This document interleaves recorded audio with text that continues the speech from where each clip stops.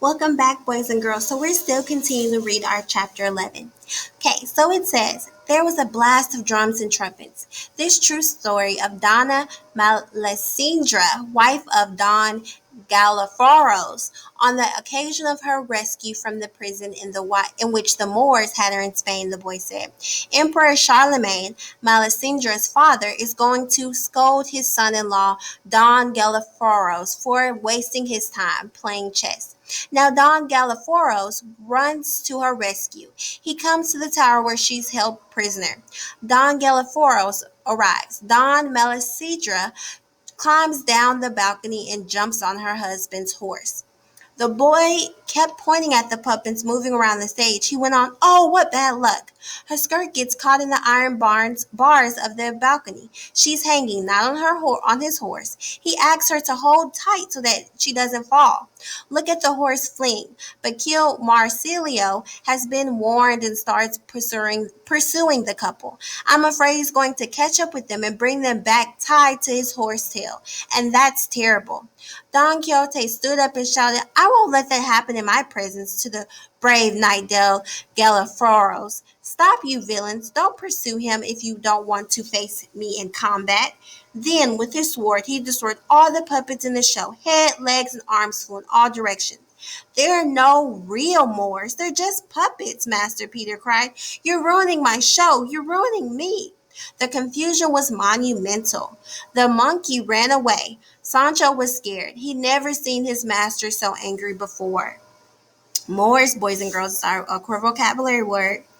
When he finished his task, Don Quixote calmed down and said, I like to see before me all those who claim that knights do no good.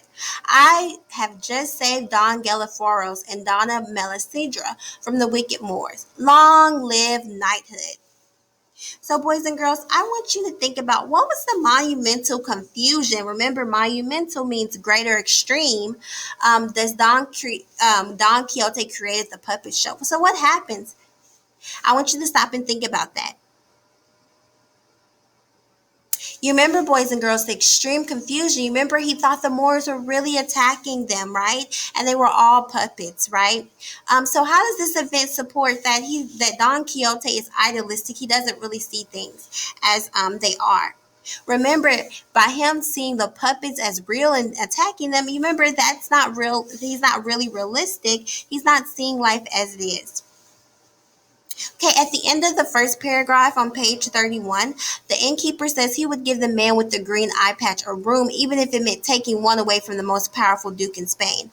What does this tell you about the way the innkeeper feels about the man with the green patch, the eye patch? So that means what? The guy was famous. He had influence, right? Because if he's saying he would give up this room to the most powerful man in Spain, that means he respects and he honors what? This guy with the green eye patch. Good job.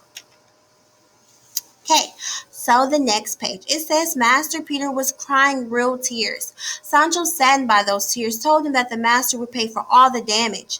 Don Quixote agreed to pay, but he also said that he was more convinced than ever that the wizards were playing tricks on him. It was not the first time that he believed what the eyes of the imagination saw instead of what was real. Wow. Sancho and Master Peter made an estimate of the damage, and Don Quixote paid every last bit of it. All was well, and the damage was forgotten. They had dinner together. But who was that Master Peter? Remember the cocky Genis de Pasamonte, one of the convicts freed by Don Quixote? This was the same man, now disguised with the eye patch. He was making a living with his traveling puppet show and the monkey fortune teller. It was rumored that, before he entered the town, he would ask a few people in the vicinity what was news in the area. That way, the monkey would know what to tell, and that's why he could tell only the past and the present, not the future. But in the case of Don Quixote and Sancho, no one had to tell anything to anyone. Gines de Pontemonte remembered them very well. Okay, boys and girls, we're gonna stop right here and then pick back up with chapter 12.